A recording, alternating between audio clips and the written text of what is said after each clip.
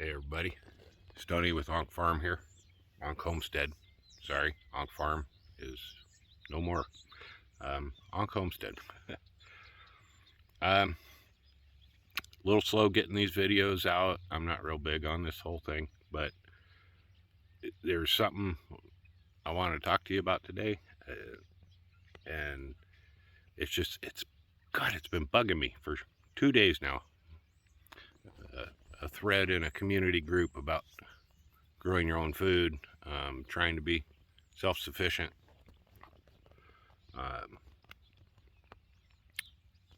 Somebody asked a question about how much land, how much room do you need to produce enough food for X number of people for a year? And a handful of people responded with what they're doing, what works for them, myself included. And several people answered with book information. And a lot of this book information, I saw it years and years ago. It's been reworked and represented through various government agencies. And anyway, what their book answer is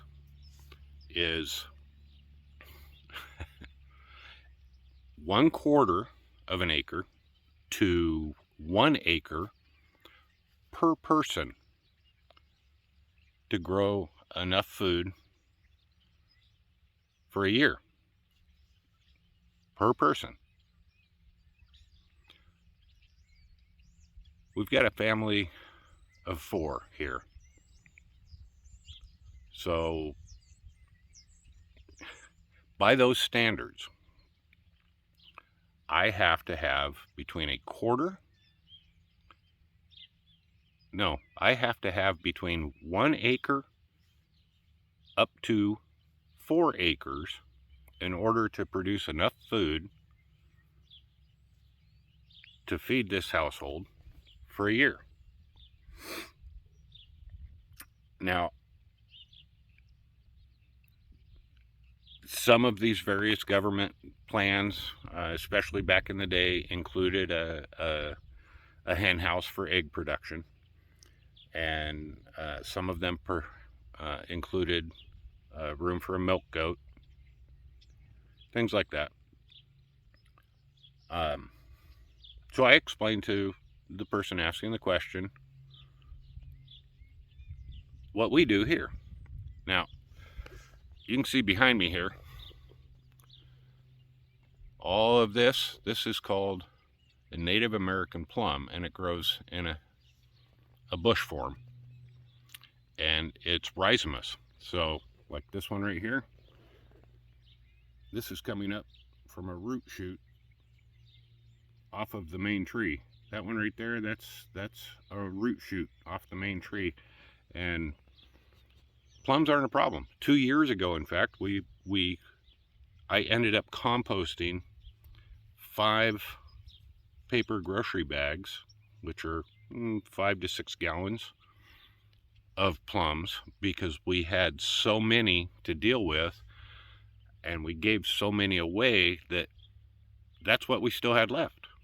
So they got composted.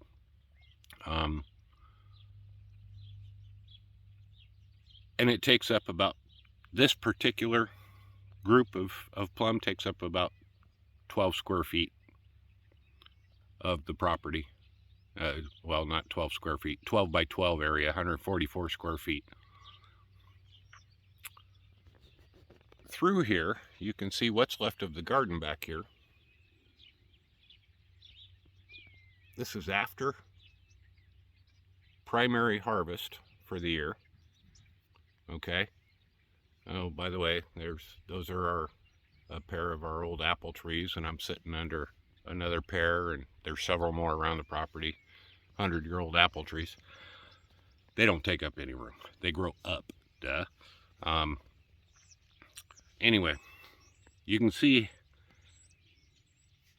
get my finger out of there so it'll focus. you can see it looks like an absolute jungle in there. You know what that is? That's massive polyculture intensive planting. My garden, I told this person that it's approximately 1/8 of an acre. And then I got scratching my head going, wait a minute, that can't be anywhere near right. You know, I'm getting old, I forget things. So I went back and I dug through and I found my information. An acre is over 40,000 square feet. Let that sink in. An acre is over 40,000 square feet. Your average 3-bedroom home is somewhere between 12 and 1,800 square feet. An acre is over 40,000 square feet. So I told this person that our garden proper is 1/8 of an acre. And it didn't click right, so I went and looked it up. It's 1,200 square feet, which means that I would have to produce over 36 of these primary gardens to feed between 1 and 4 people for a year, because that would be between a quarter and that would be an acre if I produced 36 of these gardens that I'm using. Now, sure, we still have to go to the store and pick up things like rice, coffee. We've got to buy flour. Part of it's space. I don't have the room to grow a couple acres of wheat to produce our own flour. Part of it is I don't want to. Okay? So, on 1/36 of an acre, I'm producing enough vegetable protein or vegetable nutrition for a family of 4 for a year.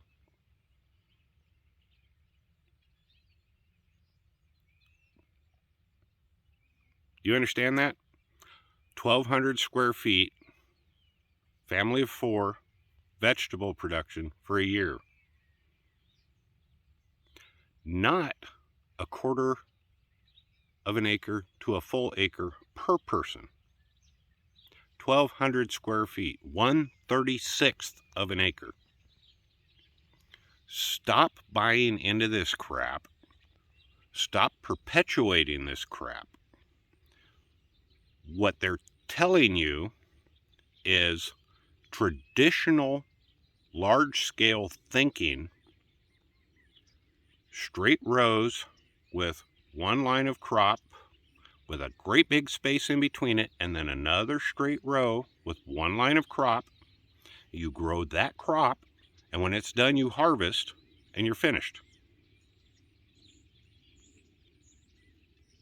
I'm trying not to cuss here.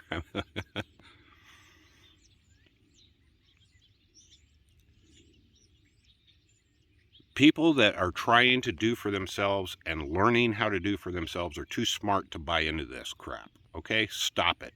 And stop telling other people about it. These are good basic resources. USDA, CDC, I don't care who it is. Good basic resources to get some understanding of systems. But don't let anybody tell you that you need 4 acres to produce enough food to feed a family of 4 for a year. Bullshit. There, I said it. Okay? Stop it. Learn a wide variety of gardening methods. Avoid monoculture. Okay? Stop planting one thing in an entire space. Polyculture, companion planting, whatever you want to call it. Learn about succession planting. Stop planting and waiting for 4, 6 months, however long your season is, until it's ready to harvest and being done. Okay, succession planting. You throw radishes in, they're ready in 28 days. You gonna let that bed sit there for the rest of the planting season? No. Just prior to or at harvest for that short-term crop, you're planting something else in there besides the polyculture that's already in there. Okay? Stop feeding garbage to your gardens. Fertilizer, the chemical fertilizers, herbicides, pesticides, stop it. Soil health. I'll tell you, I'll scrap with you over this one. Soil health is the number one. Soil health is the number one critical key to success or failure. If you take care of your soil properly, and you do it organically. Look, you see those? Those are mountains covered with forests. Go up there and wander around and look at everything that is growing and the polyculture. It's never been rototilled. It's never been amended with chemical fertilizer. It's never been amended with fertilizer. Period. It feeds itself. Nobody's gone up there and raked. Nobody went up there and planted things. But year after year after year, in the spring, it turns green and lush and grows, and there's places up there that you can't walk through. It's so thick. Okay? You don't need all that crap. You need healthy soil.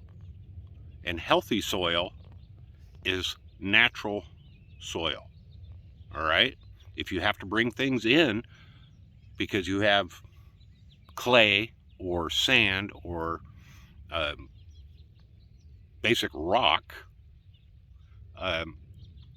bring in natural amendments, things that you know that you can trust.